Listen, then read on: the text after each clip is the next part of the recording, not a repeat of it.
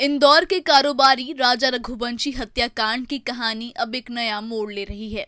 जिस murder case में पत्नी और प्रेमी ने मिलकर पति को मौत के घाट उतारने की बात कबूल की थी, अब उसी केस में पुलिस कस्टडी के भीतर ही साजिशकारों के बीच दरार पड़ चुकी है।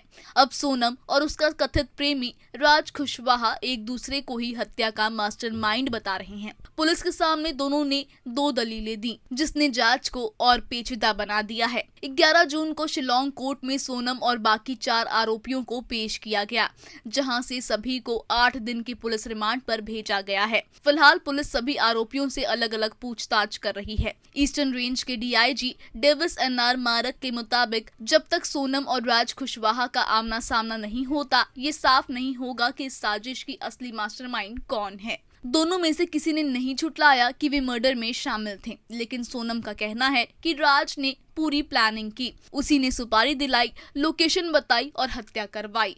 वहीं राज का कहना है कि सोनम ने ही पूरा प्लान बताया था, मैंने तो बस मदद की। जांच में एक और बड़ा खुलासा हुआ है। सोनम के पास हनीमून ट्रिप पर 4 मोबाइल फोन थे, जिसमें से अब तक केवल एक ही मिला है, बाकी 3 फोन गायब हैं। पुलिस का मानना है कि यही तीनों फोन हत्याकांड की तकनीकी कड़ी जोड़ सकते हैं। सीडीआर विश्लेषण में पुष्टि हो चुकी है कि सोनम कई सिम और हैंडसेट का इस्तेमाल कर रही थी।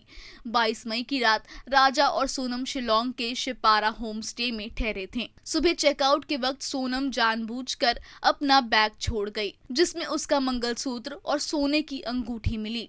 पुलिस का शक है ये सब एक ड्रामा था, ताकि हत्या के बाद वो ये कह सके कि लुटेरों ने हमला किया और उसकी ज्वेलरी भी ले गए। जिस स्कूटी से सोनम और राजा निकले थे, उसमें जीपीएस ट्रैकर लगा था। उससे पुलिस को पता चला कि हत्या के पहले और बाद में ये स्कूटी सोहरा गांव के पास ट्रैक हुई। राजा की हत्या के बाद आरोपियों ने इसी स्कूटी को वहीं सड़क किनारे छोड़ दिया था। चाबी भी लगी मिली। सीसीटीवी और जीपीएस डेटा से ये साफ हो गया कि सोनम उसी स्कूटी से हत्यारों के साथ घटनास्थल तक पहुंची थी। आने वाले दिनों में पुलिस हत्या का रिक्रिएशन कराएगी। सोनम के गायब 3 मोबाइल फोन की तलाश करेगी, उसके और आरोपियों के बैंक खातों की जांच करेगी। जांच में ये भी सामने आया है कि सोनम ने 50,000 रुपए की सुपारी में राजा की हत्या कराई थी। पुलिस इस पेमेंट की बैंक डिटेल्स भी खंगाल रही है। अब पुलिस एक बार फिर सोनम और राज का आमना सामना कराएगी, ताकि ये पता लगाया जा सके कि इस खौफनाक साजिश का मास्टरमाइंड कौन है। क्या ये प्यार में अंधी एक पत्नी थी या फिर लालच में डूबा उसका प्रेमी।